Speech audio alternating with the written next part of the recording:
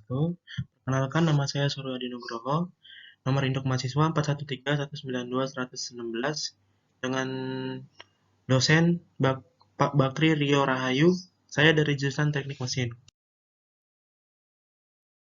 Kali ini saya akan menjelaskan sedikit tentang pengertian korosi. Korosi adalah kerusakan atau degradasi logam akibat reaksi redoks antara suatu logam dengan berbagai zat di lingkungannya yang menghasilkan senyawa-senyawa yang tidak dikehendaki. Contoh korosi yang paling lazim adalah perkaratan besi. Dalam kehidupan sehari-hari, korosi dapat kita jumpai terjadi pada jenis logam, bangunan-bangunan maupun peralatan elektronik yang memakai komponen logam seperti seng, tembaga, besi, baja, dan sebagainya semua dapat terserang oleh korosi ini. Di materi kali ini, saya akan menjelaskan tentang korosi batas butir atau intergranular corrosion.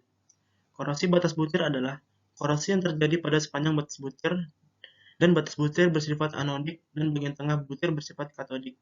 Korosi ini terjadi akibat presipitasi dari pengotor seperti kromium di batas butir yang menyebabkan batas butir menjadi rentan terhadap serangan korosi, di mana presipitat krom karbida terbentuk karena karbon yang meningkat yang ada di sekitarnya, sehingga krom di sekitarnya akan berkurang dan terjadi korosi.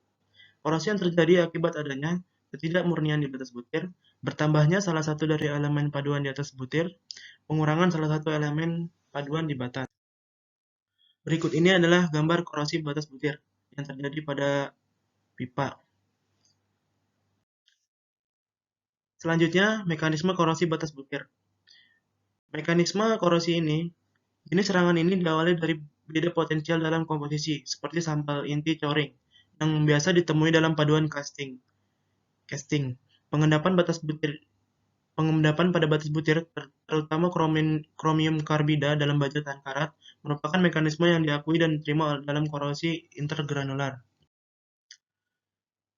Selanjutnya ada cara pengendalian korosi batas butir.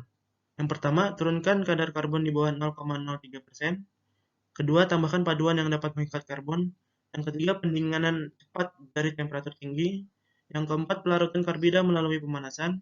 Yang kelima, hindari pengelasan. Pencegahan korosi batas butir. Pada proses ini harus dilakukan dengan jalan yang benar. Yang pertama, mengecer logam dengan step yang benar. Yang kedua, komposisi yang benar. Dan pendinginan yang benar sesuai dengan karakteristik masing-masing logam dan kegunaannya. Yang keempat, welding, pemilihan elektroda yang benar. Yang kelima, prosedur pengelasan yang benar. Yang keenam, pendinginan yang benar. Penyebab korosi batas butir. Penyebab korosi yang terbutir dapat disebabkan oleh kotoran pada batas butiran, karena habisnya salah satu elemen ini pada daerah batas butir. Sejumlah kecil besi pada aluminium di mana daya larut besi rendah, sehingga terpisah pada batas butir dan menyebabkan korosi. Berdasarkan pertimbangan tegangan, permukaan kandungan zat besi kuningan lebih tinggi daripada batas butir.